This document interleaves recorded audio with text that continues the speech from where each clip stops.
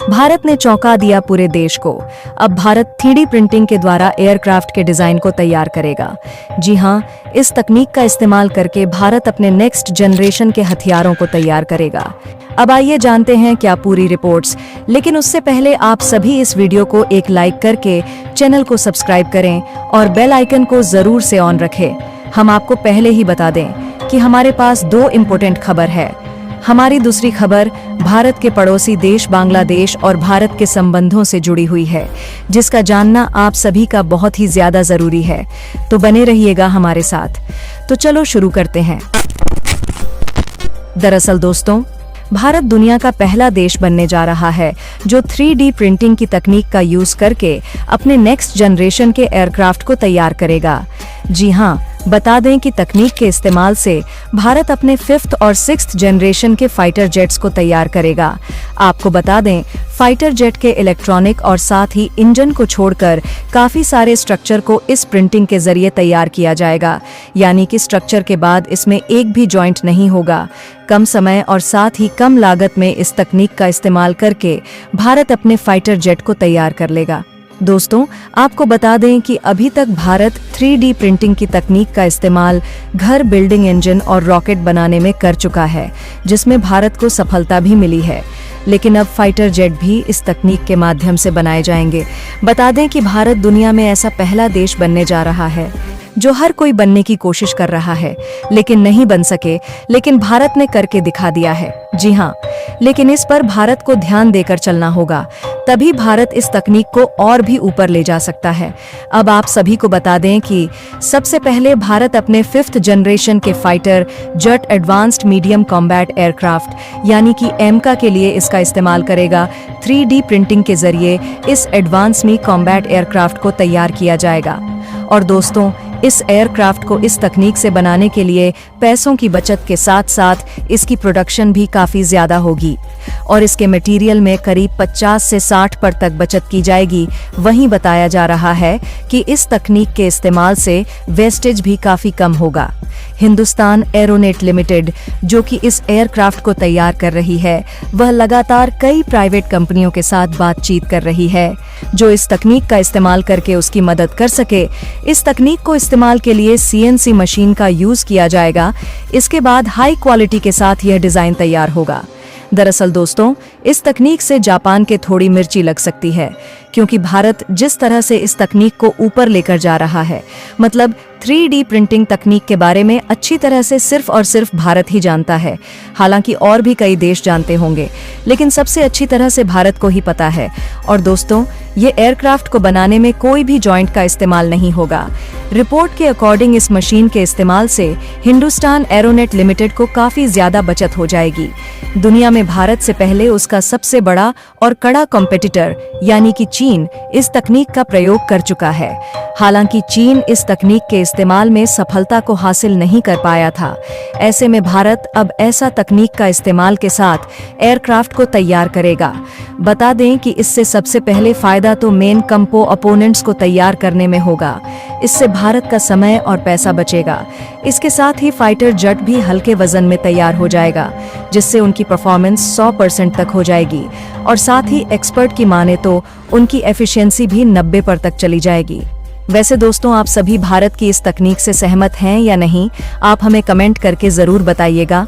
बहरहाल, बढ़ते हैं हमारी दूसरी खबर की ओर, लेकिन उससे पहले आप सभी इस वीडियो को एक लाइक करके चैनल को सब्सक्राइब करें और बेल आइकन को जरूर से ऑन। तो चलो वीडियो में आगे बढ़ते हैं। दरअसल दोस्तों, यह खबर भारत और बांग्लादेश के रिश्तों से जुड़ी हुई है। दरअसल आपको बता दें कि भारत ने बांग्लादेश के एक बंदरगाह में अपनी रुचि दिखाई है। इस बंदरगाह का नाम मोंगला पोर्ट है।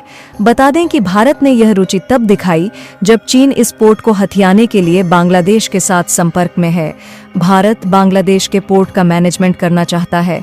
बता दें कि इससे पहले भारत ने ईरान के चाबहार पोर्ट और साथ ही म्यांमार के सिवे पोर्ट के मैनेजमेंट से जुड़े एग्रीमेंट किए हैं। अब भारत बंगाल की खाड़ी में बड़ी जीत हासिल करने के लिए मोंगला पोर्ट में अपना इंटरेस्ट दिखा रहा है। दरअसल चीन लगातार बंगाल की खाड़ी और साथ ही हिंद महासागर में अपने पैर पसार रहा है। ऐसे में चीन को दूर रखने के लिए यह बंदरगाह भारत के लिए काफी अहम बन जाता है। इस बंदरगाह की डील पर चर्चा तेज तब हुई जब बांग्लादेश की प्रधानमंत्री शेख हसीना प्रधानमंत्री नरेंद्र मोदी के शपथ ग्रहण समारोह के लिए दिल्ली आई थी।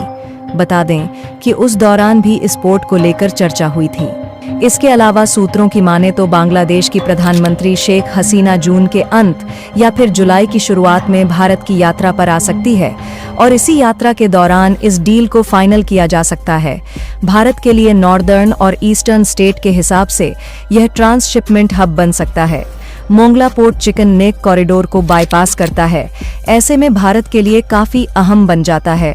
भारत अपने नॉर्थ और ईस्ट राज्यों के साथ बेहतर तरीके से इस पोर्ट के जरिए कनेक्ट हो सकता है। भारत में इंडिया पोर्ट ग्लोबल लिमिटेड के एक डेलीगेशन ने पहले ही बांग्लादेश के इस बंदरगाह पर जाकर इसका आकलन भी किया था और बातचीत लगातार जारी है। बता दें कि पोर्ट पर भी लगातार कंटेनर और कार्गो शिप आते हैं। ऐसे में वहां के संचालन के लिए बांग्लादेश की शिप अथॉरिटी बढ़ते शिपमेंट और कार्गो शिप के मैनेजमेंट की जिम्मेदारी भारत को दे सकती है। आपको बता दें कि भारत बंगाल की खाड़ी में रणनीतिक तौर पर चीन को रोकने के लिए इस बंदरगाह पर अपनी रुचि दिखा रहा है।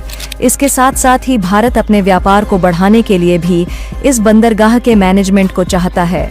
और दोस्तों, एक खबर जो अभी अभी हमारी टीम ने इंटरनेट पर रिसर्च करके निकाली, वो भी आप सभी को बता ही देती हूँ। दरअसल दोस्तों, जैसा कि आप लोग जानते होंगे कि जापान ने ऑफिशियल भारतीय कंपनीज के ऊपर सैंक्शंस इम्पोज कर दिए हैं G7 कंट्रीज के प्रेशर में आकर के। लेकिन वहीं दूसरी तरफ कई जापानीज कंपनीज भारतीय मार्केट के अंदर घुसना चाहती हैं और खासकर भारत के रेलवे इंफ्रास्ट्रक्चर में काफी बड़ा कंट्रीब्यूशन देना चाहती हैं। और सीधी भाषा में बात की जाए तो भारत से मोटे कॉन्टैक्ट हासिल करना चाहती हैं।